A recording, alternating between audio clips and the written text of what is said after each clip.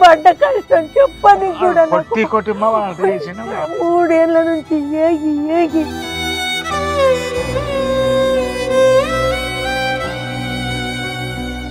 ఇంకా ఏ తల్లిదండ్రుల్ని ఇలా శిక్షించవద్దని చెప్పేసి నేను మనస్ఫూర్తిగా కోరుకుంటున్నానండి.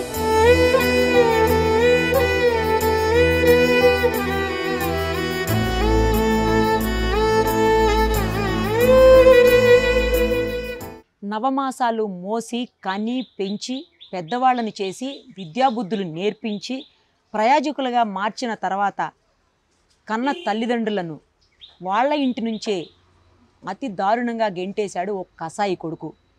అది ఎక్కడో కాదు, ఎల్బీ నగర్లోని మన్సూరాబాద్లో. ప్రస్తుతం ఆ వృద్ధ దంపతులు ఇద్దరూ తాళం వేసిన ఇంటి ముందు కూర్చొని ఏం చేయాలో అర్థం కాని పరిస్థితుల్లో దీనంగా అందరినీ వేడుకుంటున్నారు. వాళ్ళిద్దరితో ప్రస్తుతం మనం ఉన్నాము. ఒకసారి మాట్లాడదాం, ఏం జరిగిందో వాళ్ళ మాటల్లోనే విందాం. నమస్తే అండి ఇద్దరికి. అయ్యో బాధపడకండి, మీరు పెద్దవాళ్ళు, ప్లీజ్ అంకుల్ ఏడవకండి. ఏడవకని కాదు, మాకు ఏడుపు ఆగదు. మేము పడ్డ కష్టం చెప్పని కూడా ఏడుపు ఆగదనంటే 3 ఏళ్ళ నుంచి ఏగి ఏగి లాస్ట్కు నా ఇంట్లోకి వెళ్ళి నన్నే వెళ్ళగొట్టే పరిస్థితి వచ్చింది. తండ్రి సంపాదించింది కాదు, తాత సంపాదించింది కాదు, నా తల్లి నాకు ఇచ్చిన ఇల్లు. మమ్మల్ని గెంటేసుడు. నాది 10 తులాల బంగారము. ఈయన వ్యాపారం చేసేటప్పుడు కొంచెం కొంచెం కూడబెట్టుకొని ఒక 1,00,000 రూపాయలు ఫిక్స్ చేసుకొని 2 ఏళ్ళకు ఒకసారి అదేంటి ఇంట్రెస్ట్ తెచ్చుకొని ఇక మందులకు దానికి ఇదవుతుండే. చాలా పెద్ద కథ మేడం, ఇది చిన్న కథ కాదు. ఇది వాడు వెళ్ళి ఒక బిడ్డ పుట్టింది. ఒక కొడుకు చచ్చిపోయినాక వేరే సంసారం పెట్టిండు, వాని పెళ్ళి అయింది. వీడు వేరే సంసారం పెట్టి వెళ్ళిపోయిండు. ఒక కూతురు పెద్దది, ఆమె హన్మకొండలా ఉండేది. ఇంకా వీడి దగ్గర, వీడు మా దగ్గర ఉన్నాడు, మేము వాని దగ్గర లేము. మీ ఇంట్లోనే మీతో పాటు ఉన్నాడు. పుట్టిన చిన్న కొడుకు పుట్టిన నుంచి మా దగ్గరనే ఉన్నాడు. వాడు 800కు ట్యాంకర్ల జీతం చేస్తుండే సర్దార్ దగ్గర. తర్వాత ఒక 1000 అయింది వానికి. అటు ఇంటర్ ఫెయిల్ అయిండు. పెళ్లి చేసిన ఆయన భార్య వాడు మేము ఉంటుంటాం. 2 పిల్లలు పుట్టిండ్రు వానికి, 2 కొడుకులే. అయినాక ఈయనకు బైపాస్ ఆపరేషన్ అయింది. అంత డబ్బు లేకనే డాక్టర్ని అడిగిన, 3 లక్షలు అవుతుంది అమ్మా అని అంటే, అంత డబ్బు లేదు డాక్టర్ మా దగ్గర, మరి పుట్టపర్తి పోతాము మేము, అక్కడ ఫ్రీ చేస్తారంట, మీరు ఒక రిసిప్ట్ రాసివ్వండి అని అడిగిన. ఈ ఆలోచన నీకు ఎట్లా వచ్చిందమ్మా అని అన్నాడు. అంటే ఇట్లనే ఇన్న డాక్టర్ అంటే రాసిస్తే పోయి చూపిస్తే అక్కడ తక్కువ అవుతుందేమో అని 6 సంవత్సరాలు సంవత్సరంకి ఒకసారి పోవాలా, చూపించాలా, ఎప్పుడు ఆర్డర్ వస్తే అప్పుడు రండి అని అంటే 6 సంవత్సరం పోవాలా, చెక్ చేయాలా, మందులు తెచ్చుకోవాలా, రాసిస్తాడు. అట్లా 7వ సంవత్సరం వచ్చింది. 7వ సంవత్సరం వచ్చినాక అప్పుడు ఆపరేషన్కి ప్రిపేర్ అయిపోయింది. 1 నెల రోజులు ఉండి ఆపరేషన్ చేయించుకొని వచ్చిన. నేను నా బిడ్డే, మా అక్క భర్త 1 నెల రోజులు ఉండి చేయించుకొని వచ్చిన. అప్పుడు కూడా చూడడానికి రాలే. నా కూతురు నా మన్మరాలే వచ్చి చిన్నపిల్ల వచ్చినాము, ఇదైనాము. ఇక వాడు ఇక్కడ అన్నీ ఇలాంటివి చేస్తున్నాను, బయట పోయినాక మనం తెలియదా. నేను ఆ ఇంట్లోకి వెళ్ళి వెళ్ళను, నాకు ఏది తెలియదు. నేను వ్యాపారం చేసుకొని వస్తుండే. ఇక బైపాస్ ఆపరేషన్ అయినాక ఇక ఒక 6 నెలలేమో రెస్ట్ ఇచ్చినాక ఆడ ట్యాంకర్ల దాంట్లోకి వెళ్ళి వాడిని తీసేసిండ్రు. ఆడ ఏం చేసిండు, తీసేసినాక ఇక వ్యాపారం ఉంది కదా, బండి నడిపియలేదు. ఏం చేస్తారా, నాన్నతో నువ్వు తిరుగు, ఆయన వ్యాపారం చేస్తాడు, బండి మీద పోయి బండి మీద తీసుకురంటే అదే కంటిన్యూ అవుతుంది. 10-10:30 పోయి 4-5 గంటలకు వస్తుంది వ్యాపారం చేసుకుని. అట్లనే నడుస్తుంది సంసారం. అప్పటి నుంచి ఇక వానికి 2 కొడుకులు పుట్టిండు ఫస్ట్ భార్యకు. అంటే ఇంకొకసారి పెళ్ళయిందా? అయితే ఆ భార్యతోని మేము మంచిగానే ఉంటున్నాం, అందరము బాగానే నడిచింది. తర్వాత భార్యకు వానికి గలాటలు అయినాయి. కూర్చుంటే వద్దని, ఇటు చేయొద్దని అంటే ఇక ఏమనంటే నన్ను వాళ్ళ పుట్టింటికి రమ్మంటుంది, నన్ను నాన్నే ఉండమంటుంది అంటే అట్ట కూడా అన్నా. మరి పోరా, వాళ్ళు కూడా మంచిగా ఉన్నోళ్ళే, మరి పో, మరి ఎందుకుంటావు, చూడబుద్ధి అయినప్పుడు రా, వాళ్ళు ఏం పెట్టి చేస్తారో మరి పో, మరి నువ్వు అంటే నేను పోను, మిమ్మల్ని ఇచ్చిపెట్టి నేను పోను, నేను పోతే మిమ్మల్ని ఎవరు చూస్తారు అని ఇట్లా నమ్మిస్తా వచ్చి నన్ను చాలా మోసం చేసేదాన్ని. సరే ఉన్నాము ఇట్లా గలాటలు కాగానే ఇక కులమూల దగ్గరికి పోయి మాట్లాడి నేనన్నా. ఆ పిల్ల ఒక్కటే మాట అబద్ధం చెప్పింది, మా అత్తమ్మ అన్నం పెడతలేదు అని. ఏం చెప్పలేదు. నేనన్నా అన్నం ఎప్పుడు పెట్టలేదు అన్నదో, నా ఇంట్లో ఏడాది గాసం ఉంటుంది, సంవత్సరంకి ఒకసారి తెచ్చేసుకుంటాం అని. అర్ధరాత్రి వచ్చిన ఒక 50 మంది కన్నా పప్పు చారు అన్నం పెట్టేంత స్థితిలో ఉన్నా నేను. అంటే మాకు తెలియదమ్మా, వద్దు, ఈ మాట అన్నారు కదా కాక, వాళ్ళని వేరే పెట్టేసేయండి అని చెప్పిన. వేరే పెట్టేసే సంసారం ఇక నా ఇంట్లో వద్దు, ఈ మాట ఎప్పుడైనా వద్దు అని అంటే, సరేనమ్మా మంచి మాట చెప్పినావు అన్న. నాతోని ఏ గలాట లేదు. నేను చెట్టు కింద చూస్తున్నా, ఏ కోడని నేను ఒక్క మాట అనలేదు, ఒక్క తిట్టలేదు నేను. నాకు మాటలు అనేటివి రావు అటువంటిది అని అంటే నేను అన్న, సరే పెట్టేయండి, వేరే సంతానం పెట్టేయండి అన్న. ఓకే అని ఒప్పుకుంటారు. మళ్ళీ అన్న లాస్ట్ కన్నా నాతో కాదు, వాళ్ళు భార్యాభర్తలు వాళ్ళకి కయ్యాలు పెట్టుకుంటుంటారు. ఇప్పుడు వేరే ఇల్లు తీసుకొని 6 నెలలు ఉండని, వాళ్ళు మంచిగా ఉంటే కంటిన్యూ, ఆడ కూడా వాళ్ళకి పడకుంటే మళ్ళీ తెచ్చి ఇంట్లో పెట్టట్టి నేను చుట్ట కావాలంటే ఇప్పుడు ఫోన్ చేసి నేను అడిగిపిస్తా ఈ మాట కులం వాళ్ళని అంటే, అమ్మ ఎంత మంచి మాట చెప్పినావు, వాళ్ళకి పడకుంటే మళ్ళీ నా ఇంట్లోకి తీసుకొచ్చి ఉంచండి అని అన్న. వేరే కాపురం పెట్టినాక ఒక 6 నెలలో 5 నెలలో ఉన్నారు అంతే. కొట్టుకున్నారట ఇద్దరు. కొట్టుకున్నాక తల్లిగారికి చెప్తే ఆ తల్లిగారు వచ్చి ఏం చేసింది కదా, లాక్కపోయింది బిడ్డను మనమల్లను. లాక్కపోయినాక ఇక వీడేం చేసిండు కదా, వీడికి వచ్చేసిండు. ఒక అర్ధరాత్రి వచ్చిండ్రు, సామాను గీమాను అంతా వాళ్ళు పెట్టిందంట. వచ్చిన తర్వాత ఏం చేస్తాం ఇక, పెళ్ళాంబాయ్ ఏం లేదు. అప్పుడు ఏ తల్లిదండ్రులు ఏం చేస్తారు, ఇంకా పెట్టుకుంటారు, ఇంకేం చేస్తారు, అంతే కదా. నేను అదే పని చేసిన, పెట్టుకున్నా. అప్పటికప్పుడు 4 జతలు బట్టలు కుట్టిపించి, బట్టల వ్యాపారమే కదా మాది, బట్టలు కుట్టిపించి ఇది చేసి ఇక ఈయనతోనే పోతుండే అట్లా ఒక 2.5 సంవత్సరాలు వెళ్ళి 3 సంవత్సరాల దగ్గర అయింది. అయినాక ఇక వద్దు చేయొద్దు అని విడాకులు తీసేసుకున్నాం. కులంలో మాట్లాడుకొని విడాకులు తీసేసుకొని మళ్ళీ కోర్టు నుంచి కూడా తీసేసుకొని ఆ పిల్లలకు కూడా కట్టాలి కదా. నేను పెట్టిన బంగారం వదిలేసిన. మగ పిల్లలకు కూడా ఇద్దరికి లక్ష రూపాయలు ఇచ్చేసిన, సెటిల్ చేసేసినాము. కోర్టులో కూడా అయిపోయింది. అయిపోయినాక వీనికి ఇంకో పిల్లను మీరే మాట్లాడి మళ్ళీ పెళ్లి చేశారా వేరే అమ్మాయితో? వేరే అమ్మాయి అంటే వేరే కులం, రెడ్డి కులం. అదే మొత్తానికైతే మీరే చేశారు? మేమే చేసాం. అబద్ధం చెప్పండి. అదే అమ్మా, ఆయన రాజేసి పెట్టింది. వీళ్ళు కూడా పిల్లలు వచ్చిన తర్వాత నుంచి మళ్ళీ గొడవలు మొదలయ్యాయా? గొడవలు కాలేదు, చేసినాక మంచిగానే ఉండే. 10-11 సంవత్సరాల దాకా మంచిగానే ఉంటుంది. 12 సంవత్సరాల దాకా మంచిగానే ఉంటుంది. పెళ్ళి 17వ సంవత్సరం మళ్ళీ రెండోసారి పెళ్ళి కూడా 17 ఏళ్ళు. 16 వెళ్ళి 17 పడ్డది. ఒక కొడుకు పుట్టిండు, వాడికి ఇప్పుడు 14 సంవత్సరాలు. ఈ ఆగస్టు వస్తే 15 పడతాయి వాడికి కూడా. ఇప్పుడు 10th పోతాడు వాడు. అప్పటిదాకా బాగానే ఉండేది. ఇక వచ్చినాక ఏం చేసిండు కదా, ఇష్టలేడని వాడి మీద క్యాన్సల్ చేయి అని చెప్పిండు. 150 జాగా ఇచ్చిన. వెనక ఇల్లు కట్టినాక వెనక మిగిలిన జాగా వానికి ఇచ్చిన. ఎవరికి? పెద్ద కొడుకు ఇచ్చిన. ఎందుకంటే చిన్నోడికి ఇది అవుతుంది, వాడు సంపాదించుకొని కట్టుకోలేడు. వాడైతే సంపాదించుకుంటాడు, కట్టుకుంటాడని ఇచ్చినాక వాడు క్యాన్సల్ చేయగా డబ్బు ఇవ్వమంటే ఇవ్వకుంటే క్యాన్సల్ చేయి ఇస్తే చేస్తాడని ఇక నాకు నేర్పించడం మొదలుపెట్టాడు. అప్పటికైన పరిస్థితి ఇదేంటి, 69 ఏళ్ళ దాకా నేను వ్యాపారమే చేసిండు. ఇక అప్పటి నుంచి ఇక వాడు ఏం దందలు చేస్తున్నాడో ఏం కథనో ఇక తెలియకుండా ఏం చేసిండు, క్యాన్సల్ చేయించేటప్పుడు ఏం చేసిండు నాకు తెలియదు. క్యాన్సల్ చేస్తే డబ్బు ఇస్తాడు వాడు, డబ్బు ఇస్తలేడు కదా, ఇస్తాడు ఏమన్నా మీ మందులకు అవుతాయి. ఇప్పుడు మందు పెద్ద కొడుకు ఇచ్చిన స్థలాన్ని క్యాన్సిల్ చేయమంటున్నాడు ఆయన. ఇప్పుడు కాదు, ఎప్పుడో చేపించినాక మళ్ళీ ఆర్డీఓలో చేసిండు. ఇస్తాడంటే ఆర్డీఓ 6,000 అని పాస్ చేసిండు. 6,000 అప్పటి నుంచి ఇప్పుడు 3 ఏళ్ళ నుంచి వాడు ఇస్తున్నాడు.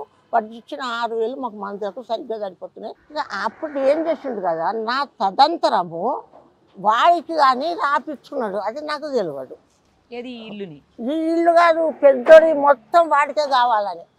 ఓహో, అది నాకు కొన్ని సంవత్సరాలు చెప్పలేదు. ఓకే ఓకే, చెప్పలేదు. తర్వాత తెలిసింది నాకు. తెలిసి ఏం చేసిండు, నా అమ్మమ్మ నీ తర్వాత నాకే అని రాపించుకున్నమ్మా అని. ఎప్పుడు అంటే క్యాన్సల్ చేసినప్పుడే.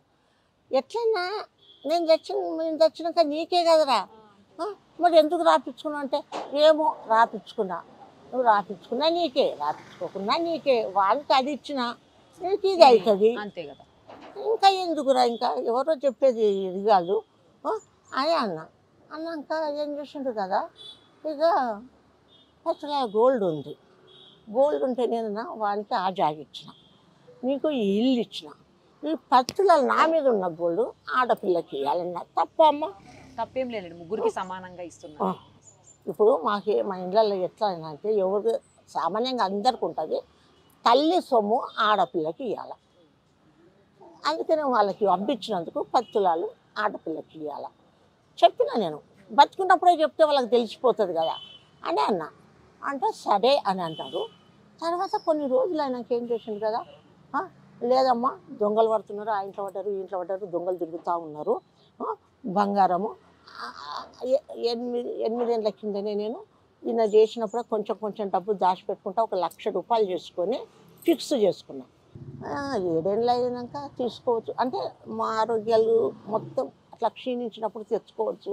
అప్పటిదాకా ఇంట్రెస్ట్ వస్తూ ఉంటే నాకు బట్టల ఖర్చు గిట్టల ఖర్చు ఇవైతే ఎవరు ఇయ్యరు.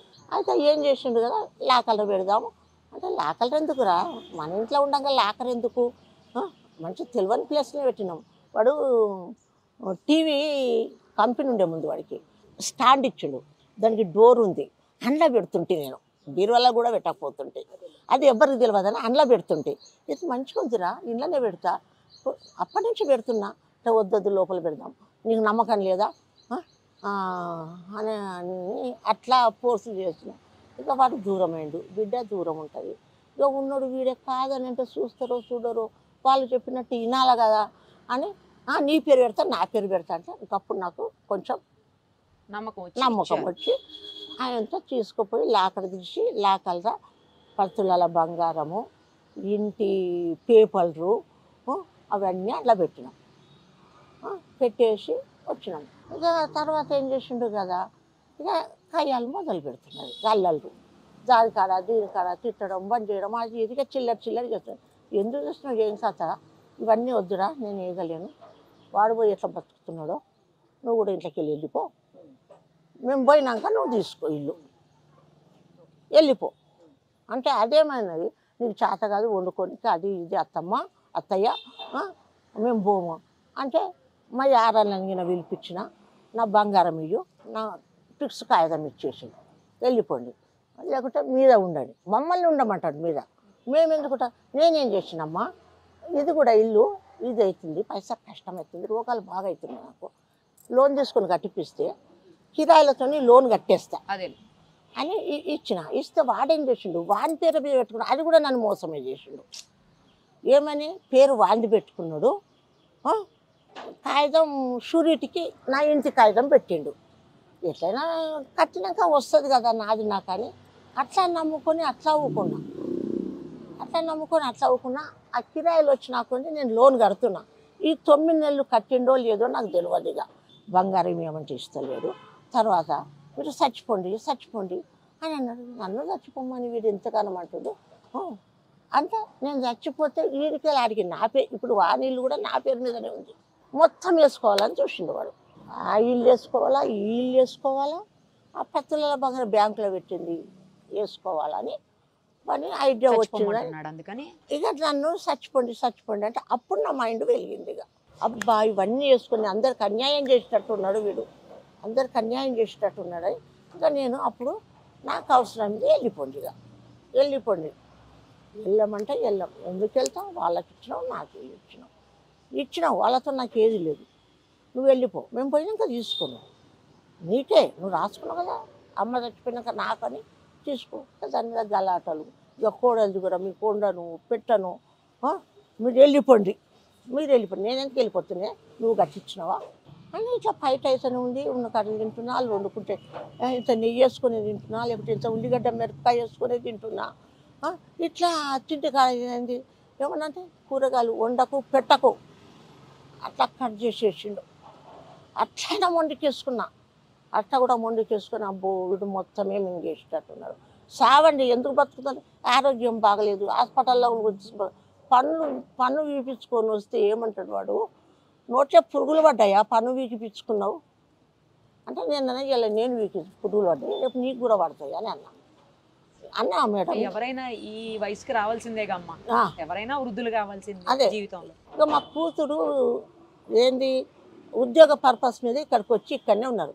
ఇక నా కూతురు వచ్చి నుంచి నా కూతురే తీసుకుపోతుంది హాస్పిటల్కు, నా కూతురు నా మనమడే చేస్తున్నాడు హాస్పిటల్కి వెళ్ళి. ఇక పండ్లు అవి ఇవి బాదాములు అవన్నీ పెడుతున్నది, ఇది చేస్తుంది. ఇవన్నీ తిని బతుకుతావా, ఇంకెన్నెన్ని బతుకుతావు, సావు, మాకే వయసు అవుతుంది, సావండి సావండి సావండి. ఇక అవి తెచ్చినవి కూడా నేను తింటాన్న నమ్మకం కూడా ఉండదు. నా బిడ్డ తెచ్చిచ్చినవి కూడా నేను తింటాను నమ్మకం ఉండదు. పిల్లగాడు ఉన్నాడు, పిల్లగానికి పెట్టవా, వాడు ఒక్కడే తెచ్చియలేదు నాకు, కానీ నా బిడ్డ తెచ్చిస్తే కూడా తేవద్దని ఇది చేసిండు. నేనన్నా అమ్మ నువ్వు తెచ్చియకు, నా బిడ్డ అడిగింది. ఆడపిల్ల అడుగుతుందా ఎవరైనా కానీ, ఏమిరా ఇన్ని రోజులు అమ్మ నాయన అన్నావు, ఇప్పుడు అమ్మ నాయన ఏం చేస్తున్నావు, ఏం కథ, నీ పెళ్ళ మాటలు బాగా వింటున్నావు ఇప్పుడు, మరి ఏమన్నా మందు పెట్టిందా అన్నది. ఇక దాని మీద పెద్ద అల్లరి, ఫోన్లోనే ఇద్దరు అన్నా, నా ఇంటి ముందట రావద్దు, ఇంటి ముందటికి వస్తే బట్టలు కూడా తీసి ఉరికిపిస్తాను నేను అని అన్నాడు. అప్పటి నుంచి అబ్బో ఇజ్జత్ పోతుంది, బిడ్డ నువ్వు నా ఇంటికి రాకాకు. ఇప్పుడు 3 ఏళ్ళు అవుతుంది నా ఇంటి ముందరికి రాక, దీపావళి వస్తే 3 ఏళ్ళు నా బిడ్డ నా ఇంటి ముందరికి రాక. అరే రానియకుండా ఎడబాపాలని చూస్తున్నావు తల్లి బిడ్డలను, అది రాకుంటే నేను పోయి చూసి వస్తా, నన్ను మాత్రం ఆర్డర్ చేయొద్దు, నువ్వు నీకు అధికారం లేదు అని. ఎప్పుడు నాకు కావాలంటే పోతుంటే చూస్తుంటే వస్తుంటే నా మనమరాలను నా బిడ్డను ఎందుకు పోయిరమ్మా మీరు చెప్తామా. ఇక అది ఇల్లు కట్టుకున్నది ఈ మధ్యలో, బిడ్డ ఫారెన్ పోయింది, ఇల్లు కట్టుకున్నారు, చేసిండ్రు, పోతుంటుంది. ఇక ఇవే ఎప్పుడు చచ్చిపోతారు, చంపేస్తా మిమ్మల్ని చంపేస్తా, జైలుకు పోతా, ఏముంది 3 నెలలు నేను బయటకు వచ్చేస్తా అంతే అని అంటే, అబ్బా వీడు చంపేస్తాడని 2-3 సార్లు ఇట్లనే వాడికి నాకు నేను ఒక మాట అంటే పడేదాన్ని గాను అని నొల్లైతే ఒకసారి వచ్చి గొంతు పట్టింది, సంపుడు అని నిలబడ్డా, సంపు పిసికై అని అట్లా చేసిన. ఒకసారి ఈయన ఇక ఇట్లనే పెడుతుండే 100కి ఫోన్ చేసిన, 100కి ఫోన్, ఈవెన్ బ్యాంకుల్లో పోయేది నాకు తెలియదు, ఏటీఎం కార్డు ఇస్తే అది నంబర్ ఇది చేయలేదు, వానికి ఇచ్చి తెప్పించు, వాడికి 6,000 నెలకు మంత్రులుగా తెప్పించుకుంటుంటే 2 సార్లు పోయిండు, ఏటీఎంలో పైసలు లేవని వచ్చిండు. అప్పుడు చాలా ఇంకా నాకు ఇక ఆరోగ్యం బాగలేదు, మా మనమని పిలిపించుకున్నా, కారు తీసుకొని వచ్చిండు, పోయిండు, పోతూ పైసలు లేవు, 2,000 ఉన్నాయి, 2,000 కాదు నేను పోయినా అంటే కనీసం 4,000 5,000 అవుతాయి నాకు. ఆడ షట్టర్ కట్టిండు వద్దనంగా, రూమ్ చీకటి అయిపోయింది, వెలుతురు లేదు, గాలి రాదు, అయితే లైట్ వేసుకొని ఇయ్యడు, ఆ రూమ్లో ఉండాలా మేము. దీనికి పోలీసులా ఉన్నాయి అన్నీ, ఏమేమో చేసేది, అందులో అందరికీ ఇదవుతుంది. ఒక లాయర్ ఇన్స్పెక్టర్ నుండి నేను పేరు చెప్పాను కానీ అని మంచిగా ఇద్దరికి ఇది పోయిన జరసేపట్లోనే మళ్ళీ పిలుచుకొచ్చి నన్ను పోలీస్ స్టేషన్ చేసినామని ఇంకా ఎక్కువైపోయింది మాకు పోరు. పోలీస్ స్టేషన్కి ఎందుకు ఇచ్చినా అని అంటే, నన్ను టార్చర్ పెడుతున్నాడు, ఇది చేస్తున్నాడు చెప్పేదందుకు పోయినాక ఏం చేసిండు కదా, బీరువాకు తాళం వేసుకొని పోయినప్పుడు వచ్చేవరకు పలాగొట్టిండు. అందులోకి వెళ్ళి కొంచెమే ఉండే డబ్బు, ఎక్కువ లేదు మా దగ్గర కూడా, ఒక 2,000 చీరల కింద పెట్టిన. నన్ను పోలీస్ స్టేషన్లో పెట్టినావా అని టార్చర్ ఇంకా ఎక్కువైపోయింది. ఇక తిండి పెట్టడం మానేసి వండమని, నువ్వు వండుకొని తిను అని, నువ్వు ఇంట్లోకి వెళ్ళమంటే వెళ్ళను. ఒక 4 మా వాళ్ళని పిలిపించి వాళ్ళ పరక్షంలన్నా ఇస్తాడేమో, నాకు ముఖ్యంగా నా బంగారం, నా ₹1,00,000 కాగితం అయితే అవి ఉంటే బంగారం అన్న అమ్ముకుంటా, ₹1,00,000 వాడుకుంటా, అంతే కదమ్మా. అంటే వాళ్ళు వచ్చిండు, ఇది చేసిండు, వాళ్ళ ముందర కూడా ఇస్తలేడు. ఇక నాకు ఇది కాలేదు, ఇక వీడు ఇచ్చాడని తెలిసిపోయింది. ఏం చేసినా కదా ఇది ఎట్లనన్నా చంపుతాడు, వీళ్ళు పోయినాక ఇంకా ఇది చేస్తాడు, ఇక మంచిది కాదని ఏంటంటే మేడంకు ఫోన్ చేసిన, ఆ మేడం పేరు ఎవరో నాకు ఇట్లా తెలుస్తుంది కదమ్మా. అట్లా తీసుకొని వాళ్ళే ఉంటే వచ్చిన ఆ ఫోన్ కూడా వాళ్ళ కొట్టిండు. ఒక నెల రోజులు ఫోన్ లేకుండా చేసిండు. ఫోన్ తెమ్మని పైసలు నేనే ఇచ్చిన 1100 చిన్న ఫోన్ అమ్మ. అది కూడా వారి పేరు మీద తెచ్చుకున్నాడు. అది బంద్ చేసిండు. ఎవరికి ఫోన్ చేద్దామన్నా లేదు. ఇంటి ఎదురుంగోడు ఉంటే గిట్లా చేసిండు, నన్ను గిట్లా కష్టపెట్టిండు, గిట్లా కూర్చున్నామని చెప్తే ఆ ఏం చేసిండు కదా, చక్కగా వాడిని చెప్పేసి రికార్డ్ చేసి పంపించేసిండు వాడు అత్తగారింటికి పోతే. ఇక తర్వాత ఫోన్ లేదు. ఆ ఫోన్ నేను చేపిస్తా అని మళ్ళీ వాడు ఓపెన్ చేయించిండు. మళ్ళీ చేయించిండు మా వాళ్ళు చేపించినాక ఏం చేసినా కదా, ఆ ఫోన్ పెట్టుకున్నా ఈ అమ్మాయికి ఫోన్ చేసిన. నరకం చూపిస్తా, ఇదేముంది ఇంకా మీకు, అవి నేను మాత్రం బతుకున్నాను రోజులు నరకం చూపిస్తా. ఇప్పటికే మస్తు తిట్లు తిన్నా నేను, ఇక చెప్పలేను తిట్లు. ఆ చెడ్డ కూతలు నోరు తెరిస్తే చెడ్డ కూతలు. ఈయన ఏమి అంటేనే నాకు కోపం వస్తుంది, ఏమి అంటేనే నాకు కోపం వస్తుంది. అటువంటిది నేను చాలా తిట్లు తిన్నానమ్మా, చాలా తిన్నా. ఆ మరుపు నాకు జీవితంలో రావద్దు, నాకు రావద్దు. ఏ తల్లిదండ్రులకు ఇటువంటి కష్టం రావద్దు, అందులో రావద్దు. అట్లా ఇదైంది. ఏం అమ్మాయిని పిలిపిస్తే అమ్మాయి వస్తే అమ్మాయిని కూడా ఏమేమో అడిగి ఇచ్చేసి ఏం చచ్చుకున్నా వచ్చే వరకెళ్ళా అమ్మాయి నేను ఇట్లా వచ్చినా నీకెవరు చేసింటే కౌశల్య చేసిందని ఇది చేసే వరకెళ్ళా చాకు తీసుకొచ్చిందమ్మ. చాకు తెచ్చే వరకెళ్ళా నాకు భయం అయింది. భయం ఏం చేసినా లేచిన వరకెళ్ళి ఏం చేసింది కదా వాడు కోసుకుంటుండు. నాకు ఏమనిపించింది మా ఇంటిలో, వాడు కోసుకుని మా మీద చేస్తుండడం వీళ్ళని పిలిపించిందన్నా అని నేను పరిగెత్తుకొని వచ్చిన. ఈయన ఏం చేసింది కదా గీత పట్టుకొని బిడ్డ ఇటు మమ్మల్ని ఎట్లా చంపేస్తాడు, మా ప్రాణాలు రక్షించని అమ్మాయిని పట్టుకున్నాడు. సరే బయటకు వెళ్ళిన పోలీస్ స్టేషన్కి పోయినాం. ఇక పోలీస్ స్టేషన్కి పోతే ఆడ అన్నీ రాసుకున్నారు, మేమేం చేయలేము. ఎక్కడ పోలే అమ్మాయి రాత్రి వాళ్ళ ఇంట్లో ఉంచుకుంది మా ఇద్దరిని. మా కూతురు ఏం చేసింది, ఎక్కడ ఉన్నారు ఏం కథ అని ఫోన్ చేసింది. రాత్రి వచ్చింది గీతది అమ్మాయి ఇంట్లో ఉందంటే ఎక్కడ అంటే పలానా దగ్గర అని అర్థం చెప్తే మా కూతురు వచ్చి ఎన్ని రోజులు ఉంటారు తీసుకుపోయి మా కూతురు తన ఇంట్లో పెట్టుకుంది. ఒక నెల 15 రోజుల దాకా పెట్టుకుంది. అయితే ఏం చేసింది ఆర్డీఓకి రాసిండ్రు. ఆర్డీకి పోయినాం. ఆర్డీకి పోతే వాళ్ళు సరే అందరినీ పిలిపిస్తామంటే వాడు ఏం చేసిండు కదా, ఆమె కొడుకు రావాలి, ఆమె బిడ్డ రావాలి, అందరు రావాలని పెట్టిండ్రు. అందరు రావాలని పెడితే వీళ్ళకి సంబంధమే లేదు. బిడ్డ ఉండబోయింది తల్లిదండ్రులను, ఉట్టిగా ఉండబోయిందా, నెలకు 30,000 ఇస్తున్నా వాళ్ళకి నేను అనేసరికి మా అల్లుడికి కోపం వచ్చింది. ఎవరికన్నా వస్తుంది కదా, నా ఇంట్లో వద్దు, ఏదో తన తల్లిదండ్రులు నా తల్లిదండ్రులను నేను నెల 15 పెట్టుకుంటే వాడు ఇస్తుంటే మాటలు అంటాడా, మన ఇంట్లో వద్దు, ఏం చేయాలా ఇప్పుడు అని గీతకు ఫోన్ చేసిన. గీతకు ఫోన్ చేస్తే అమ్మాయి వచ్చింది. ఇక కాదు ఇక ఆర్డీఓ తిప్పుతా ఉన్నాడు. ఆర్డీఓ మోచి మేడం దగ్గరికి పోయాను. పోతే ఉన్నదంతా చెప్పినా సరే అమ్మా నేను ఇప్పిస్తా చేస్తా అది ఇది అంటే ఇప్పుడు ఎక్కడ పోతాను, నేను ఎక్కడికి పోనమ్మా మీరు ఏడ వేస్తే నేను అడుగుతా, నాకు ఎవ్వరూ లేరు అని అంటే సరే. అప్పుడు ఓల్డ్ ఏజ్ హోమ్లో ఆయన ద్వారా అలా ఉన్నాము. 9 నెలలు ఉన్నాం. తర్వాత ఇంటికి వచ్చారా మళ్ళీ? ఇంటికి రాలేదుగా. ఇక అమ్మాయి ఆడివో కాకుంటే ఆమె దగ్గర మోతి మేడం ఏం చేసింది కదా, ఇట్లా మీలాగానే అన్నీ. ఆమె చాలా మంచి మనిషి. కలెక్టర్ అయితే కలెక్టర్ ఇది చేస్తే కలెక్టర్ దగ్గర కూడా 2 నెలల 15 రోజులు అయింది. అప్పుడు ఆర్డర్ ఇచ్చిండు. ఈ ఇల్లు ఖాళీ చేసేసి మీకే అప్పచెప్పాలి, మీ అబ్బాయిని ఖాళీ చేసామని ఆర్డర్స్ ఇచ్చాడు. అన్ని నేను కోరిన మళ్ళీ మీరు ఇంటి దగ్గరికి ఇప్పుడు ఈ రోజు వచ్చారు. ఈ రోజు ఖాళీ చేపియాలని వచ్చిన్నాం.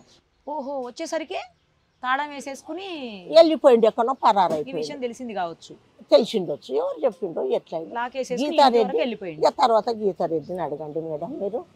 ఇక ఆమె ఎట్లా తీసుకుపోయి ఎంత కష్టపడ్డది, ఆమెను చేయను. మిమ్మల్ని కూడా ఇట్లానే బాధ పెట్టారండి?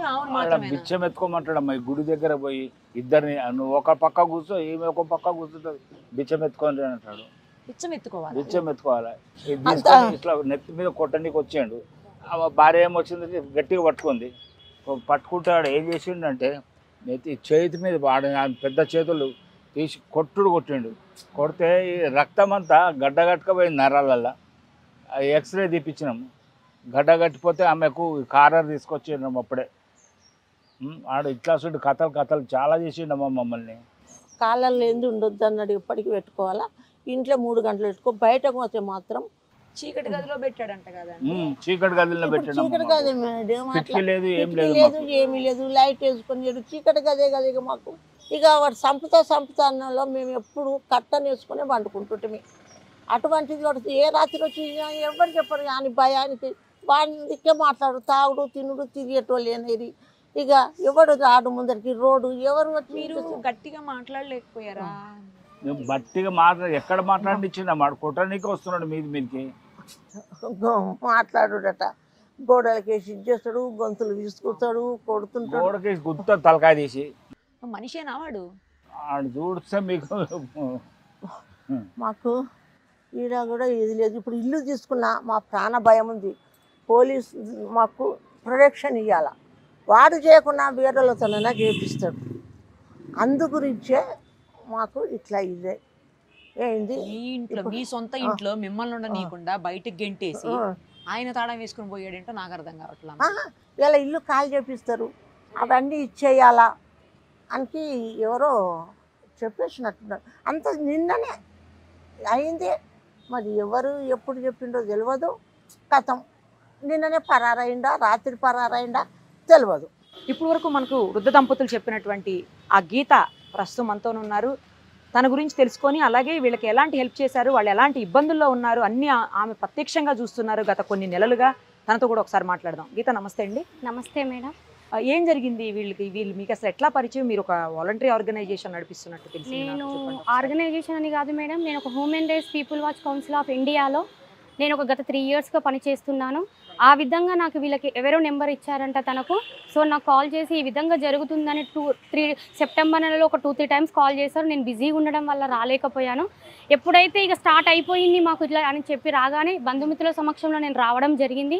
వచ్చిన వెంటనే మీరెవరని చెప్పేసి నా గురించి ఎంక్వైరీ స్టార్ట్ చేయడం జరిగింది. అదే బంధుమిత్రుల సమక్షంలో చాకుతో కూడా రావడం జరిగింది. అలాగే ఎవరిని అనేది మాత్రం అక్కడ ఐడెంటిటీ చేయలేకపోయాము. తాత నన్ను పట్టుకొని నన్ను ఇక్కడ ఉంచొద్దు బిడ్డ, నా బిడ్డలాగా నీకు చెప్తున్నాను, నాకు ప్రాణహాని ఉంది, నన్ను తీసుకెళ్ళు, నన్ను రక్షించు అన్నాడు. అన్న వెంటనే నేను పోలీస్ స్టేషన్కి వెళ్ళి నేను కేసు నమోదు చేయడం జరిగింది. తను చేసినటువంటి కేసు, తన పైన కేసులు మాత్రమే నమోదు చేయడం జరిగింది. ఇది ప్రాపర్టీ ఇష్యూ, తన ఇంటిలోకి తను రావద్దని చెప్పారు. అదే పోలీస్ స్టేషన్ సమక్షంలో ఒక ఆడపిల్ల అయ్యుండి నా పైన ఎఫ్ఐఆర్ బుక్ చేయిస్తామని చెప్పి వాదించడం కూడా జరిగింది.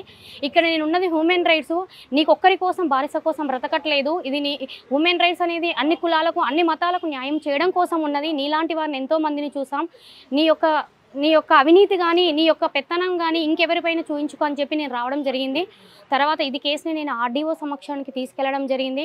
ఆర్డీఓ ఆఫీస్లో కందుకూరులో 3 నెలల ప్రాసెస్ జరిగిందండి.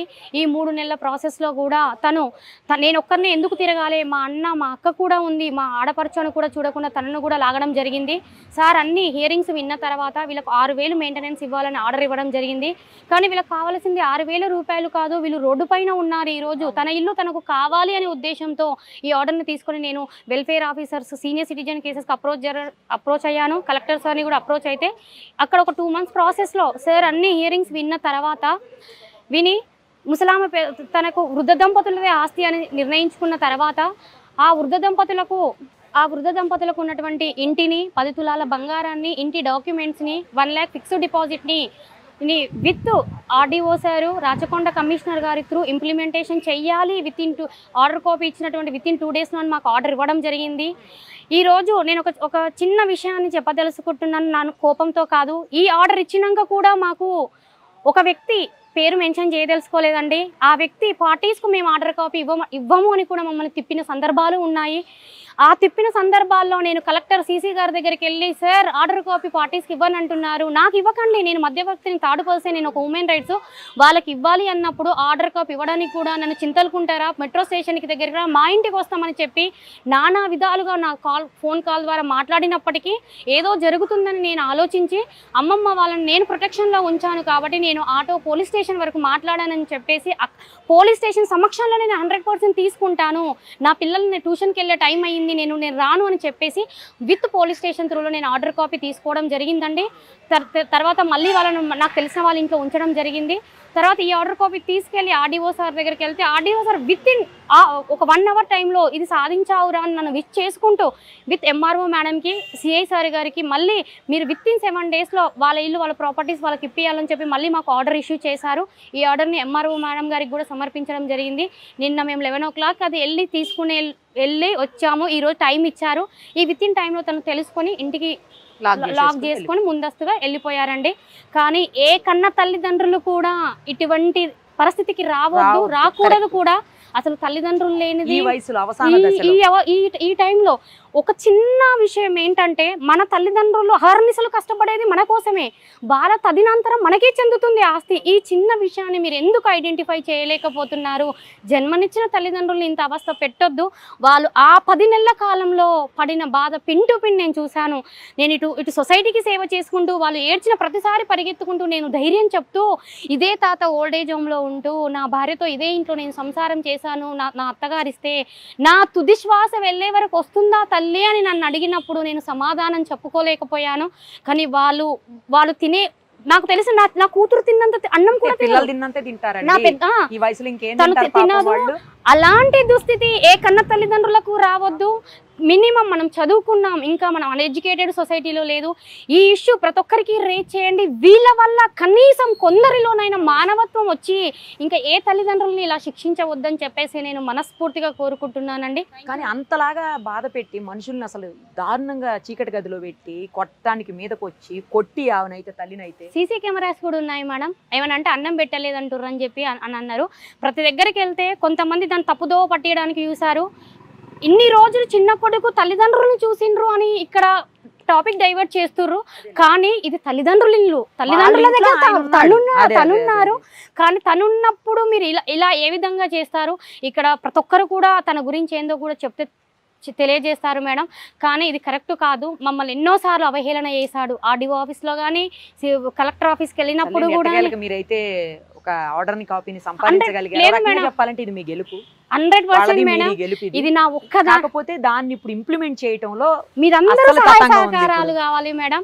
ఇది ఒక ఈ ఆర్డర్ తెచ్చుకోవడానికి నాది ఒక్కదానిది అనే దానికన్నా నా బిడ్డలది కూడా చాలా ఉంది మేడం. నేను ఎప్పుడో ఆర్డీఓ ఆఫీస్కి వెళ్ళి ఎప్పుడో 7 గంటల టైంలో వస్తే మా మమ్మీ ఎప్పుడు వస్తుందని ఎదురు చూసుకున్న సందర్భాలు చాలా ఉన్నాయి. నాకు చిన్న పిల్లలు కష్టపడుతుర్రు అని చెప్పి ప్రతి మంగళవారం వస్తే వాళ్ళు భయపడేవాళ్ళు. మాకు అమ్మ ఎక్కడికి వెళ్తే అమ్మ ఎప్పుడో వస్తుంది, ఎవరో వచ్చి ఇంటి ముందు వదిలేసిపోతారని. కానీ ఈ సందర్భంగా కూడా చెప్తున్నానండి, 2 తెలుగు రాష్ట్రాలలో ఏ తల్లిదండ్రులు కష్టపడ్డా నేను ముందుంటాను. నా శక్తి వంచన లేకుండా నేను కృషి చేసి ఈ అమ్మమ్మ వాళ్ళకి ఎట్లయితే న్యాయం చేశానో ప్రతి ఒక్కరికి ఎల్లవేళలా నేను అందుబాటులో త్వరగా లాక్స్ ఓపెన్ చేయించి. ఎందుకంటే నెక్స్ట్ ప్రొసీజర్ ఏంటి, ఒకవేళ వాళ్ళు అలాగే వెళ్ళిపోతే 7 days వితిన్ 7 days లోపు నెక్స్ట్ ఏం చేయాలి అనేది ఇది మేము ఎంఆర్ఓ మేడం గారికి చెప్పాం మేడం. నెక్స్ట్ ఏముంటాయి స్టెప్స్ చూసి ప్రొసీజర్ ఏంటో కనుక్కొని డెఫినెట్ గా వాళ్ళ ఇల్లుని వాళ్ళకి అప్పచెప్పండి. అప్పుడు అంతిమ విజయం మీదే అవుతుంది. 100% మేడం. ఇక్కడ వరకు వచ్చినాం. పూర్తి విజయం కోసం నేను ట్రై చేస్తున్నాను. మీ అందరి సహాయ సహకారాలు డెఫినెట్ గా అండి. We are with you and we are always with law. And అలాగే ఎటైతే న్యాయం ఉంటుందో అటు సైడే మీడియా ఎప్పుడు ఉంటుంది. డెఫినెట్గా మేము ఖచ్చితంగా మీతో పాటు ఉండి వాళ్ళ ఆ ఇల్లుకి తిరిగి అప్పచెప్పేలాగా ఆ వంతు బాధ్యతని మేము కూడా నెరవేరుస్తాము. నేను మళ్ళీ వస్తాను, ఇంతటితో అయిపోలేదు. డెఫినెట్గా నేను మళ్ళీ వస్తాను. వాళ్ళ ఇంట్లోకి వెళ్ళి అందరం కలిసి ఒక కప్పు ఛాయ్ తాగుదాం. 100% madam. Thank you so much. మీ సొంత తల్లిదండ్రి మీ తమ్ముడు ఇలా చేస్తున్నాడు, ఒక అన్నగా అంటే పెద్ద కొడుకుగా మీకు కూడా కొంత బాధ్యత ఉంటుంది. బట్ మీరు ఎందుకని అంతగా బాధ్యత తీసుకోలేకపోతున్నారు ఈ విషయంలో? అంటే మీకున్నటువంటి అడ్డంకులు ఏంటి? మేడం, మేము ఎప్పుడో చెప్పినాము వాళ్ళని మా దగ్గర వద్దు, ఆయన దగ్గరనే వద్దు, మా దగ్గరకు వచ్చాయని ఆయన పంపించాడు. క్రిమినల్ అనమాట. ఈవెన్ మా అక్క ఇంటికి పంపించాడు. పోతే వాళ్ళు ఏం నేర్పిస్తారో అని మా ఇంట్లో అయితే కాలే పెట్టాడు. అందులో దాని తర్వాత వాళ్ళని చేతిలో పెట్టుకొని కేసుల మీద కేసులు వేసి మొత్తం నన్ను అయితే సర్వనాశనం చేసిండు మేడం. మా పాప కేసులు మా పాపది 10 days ఈ నుంచి ఇల్లు ఖాళీ చేయడం కూడా ఆయననే కారణం నాకు. ఎందుకంటే మా పాప మ్యారేజ్కు 10 days బిఫోర్ నన్ను రిమైండ్ చేయించండి మేడం, పెళ్ళి క్యాన్సిల్ చేయనికే. ఆయన భయానికి నేను ఎక్కడో దూరం పోయి మ్యారేజ్ అక్కడ సెటిల్ చేసుకున్నా, అయినా ఆయన మమ్మల్ని వదిలేయటం లేదు. ఆ పర్పస్గా మేము వీళ్ళ దగ్గరికి రాము, దూరంగా ఉంటాం. ఎందుకంటే ఆయన ఏంటంటే పిల్లల మీద కూడా పగ తీరుస్తారు, క్రిమినల్ మైండ్ టోటల్. దానివల్ల మా అక్క రాదు, మేము రాము. ఇక వాళ్ళ జాగాలు వాళ్ళు ఉండని, ఇక సావో బతుకో ఇక వాళ్ళ దగ్గర ఉండనంటే ఎండింగ్ వరకు వచ్చేసింది మేడం. అది ఇక ఇప్పుడు వాళ్ళ దగ్గర అతను ఉన్నాడా, అతని దగ్గర వీళ్ళ దగ్గరనే ఆయన ఉన్నాడు, ఈయన దగ్గరనే ఆయన ఉన్నాడు. అట్లా కూడా అన్నాము, వాళ్ళు చనిపోయిన తర్వాత నీ ఇల్లు నీకే వస్తుంది అంటే, లే ఆ ఇల్లు కూడా నాకు రాయమని, నేను కట్టుకున్న ఇల్లు కూడా రాయమని. ఆడ నుండే మా ప్రాబ్లం స్టార్ట్ అయింది. ఆడ నుండే ప్రాబ్లం స్టార్ట్ అయ్యి రాయమంటే నేను రాయనంటే ఇంకా హరాస్మెంట్ 3 years నుండి చీకటి రూమ్లో వేసి కొట్టడము, తిట్టడం, అన్నం పెట్టకపోవడము, చీకటి గదిలో. ఈవెన్ విండో కూడా లేదు మేడం దాంట్లో. లైట్ వేస్తే కూడా ఊరుకునేవాడు కాదు. సెల్లు చేస్తే సెల్లు ఫోన్ బలగొట్టేది. ఇంకా ఎవరైనా నైబర్స్ ఇన్ కేసు సెల్ ఇచ్చినా మాట్లాడినా కానీ వాళ్ళని పోయి తిట్టేది. ఇక కొంతమంది డ్రింకర్స్ ఉన్నారు ఇక్కడ, వానికి సపోర్ట్ చేసే డ్రింకర్స్ ఉన్నారు ఇక్కడ. వాళ్ళు ఏది ఉన్నా కానీ పక్కోళ్ళు కానీ వాళ్ళు కానీ చిన్న విషయమైనా వానికి ఫోన్ చేసి చెప్పేస్తారు. ఇప్పుడు జరిగే విషయం కూడా వానికి తెలుసు, అంతా సెట్టింగ్ చేసుకొని పెట్టుకుంటాను. ఆ విధంగా ఉన్నప్పుడు మన ఉమెన్స్ రైట్స్ గీతారెడ్డి మేడం వచ్చి వాళ్ళని ఈ జైలు నుండి తీసుకుపోయి పోలీస్ స్టేషన్లో పెట్టి అక్కడి నుండి ఆమె అంచెలంచెలుగా ప్రాసెస్ నడుస్తూ వచ్చింది. ఈరోజు గత 9 నెలల నుండి వాళ్ళు ఓల్డ్ ఏజ్ హోమ్లో వండుకుంటూ నానా ఇబ్బంది పడుకుంటూ కలెక్టర్ గారు ఇచ్చిన ఆర్డరు, ఆర్డీఓ గారు ఇచ్చిన ఆర్డరు తీసుకొని ఈరోజు వచ్చేటప్పటికి అతను 2 days అయిందని కొంతమంది అంటున్నారు, 1 day అయిందని కొంతమంది అంటున్నారు. అది నానా రకాలుగా వస్తుంది మేడం. అది వాళ్ళ ఇల్లు వాళ్ళకి ఇప్పించేస్తే మేడం వాళ్ళ జాగాలో వాళ్ళు ఉంటారు. వాళ్ళ ఇష్టం మేడం, వాళ్ళు ఎవరికన్నా ఇచ్చుకోండి మేడం. వాళ్ళ సింగిల్ ఎంపీ మీద కూడా మాకు ఆశ లేదు. నేను హైదరాబాద్లో ఇల్లు కట్టుకున్నాను, దాని మీద కూడా నోటీసులు పంపించాడు, మాకు వాటా ఉందని. మా సిస్టర్ వాళ్ళు కట్టుకున్నారు, దాంట్లో వాటా ఉందని. మా అక్క కూతురు యుఎస్లో ఉంటుంది, అమ్మాయి 5-6 years అవుతుంది, అమ్మాయి పేరు మీద కూడా వాడు నోటీస్ పంపించిండు. ఈ ఫ్యామిలీ గడబలు ఎట్లా అయిపోతుంది అంటే వాడు ఒక పెద్ద క్రిమినల్, ఒక చెడ్డ చీడపురుగు. ఆ చీడపురుగుతోటి ఈరోజు ఏమైపోయిందంటే ఫ్యామిలీ మొత్తం క్లోజ్ అయిపోయింది. కానీ మీరందరూ ఎట్లన్నా పడండి కానీ పెద్దవాళ్ళు ఇబ్బంది పడుతున్నారు కదా పాపం. ఆ చివరి దశలో ఉన్నారు వాళ్ళ జీవితంలో, ఈ జీవిత చరమాంకంలో ఇలాంటి జరగవద్దు. కానీ వాడు ఇప్పుడు మేము చూస్తామన్నా మమ్మల్ని నానా రకాలుగా సఫర్ మేడం. మాకు కూడా చిన్న చిన్న పిల్లలు ఉన్నారు, మ్యారేజ్ చేసే వాళ్ళు ఉన్నారు. అన్న కూతురు అక్క బిడ్డ అని కూడా వానికి మేనర్స్ లేదు. అలాంటప్పుడు మేము భయపడి మేము దూరం ఉంటున్నాం. ఎందుకంటే మా పిల్లలు పోయినా కానీ ఏదో క్రియేట్ చేసేస్తాడు, ఎవరితోటో పంపించేస్తాడు. ఆ పిల్లతోటి పక్కకున్నట్టు ఫోటో దిగు, అది చేయి, ఇలాంటి యాక్టివిటీస్ చాలా ఉన్నాయి. అందుకనే మేము పోం మేడం. సరే అండి, త్వరగా ప్రాబ్లమ్ సాల్వ్ అవ్వాలని. Okay madam, thank you madam, thank you.